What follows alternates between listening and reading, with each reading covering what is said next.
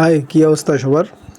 কবুতরগুলা দেখার জন্য আসছি। আসলে এখন খাবার দিতে হয় না, কারণ প্রচুর ধান আছে। ওগুলা ধান খাচ্ছে ঘুরে ঘুরে।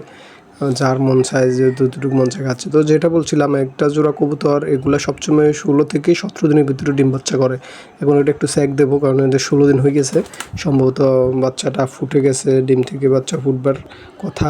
তো যাই হোক, মাশাআল্লাহ একটি বাচ্চা আমি দেখতে পাচ্ছি, আপনাদেরকে দেখাচ্ছি। বাচ্চাটা ফুটছে হয়তো সন্ধ্যায়, গত সন্ধ্যায় যত সম্ভব ফুটছে। দেখুন, মাশাআল্লাহ। এই তো আমার লফটের প্রথম বাচ্চা আসছে এগুলা। আর সবগুলা এখন ডিম তা দিচ্ছে। এগুলা এই বাসাতে প্রথম বাচ্চা আসছে। মাশাআল্লাহ, সবাই দোয়া করবেন। আরেকটি ডিম আছে, ডিমটা ওই তো মাশাআল্লাহ এটাও ফুটবে। এটার ভিতর থেকে শব্দ আসতেছে, সবাই দোয়া করবেন।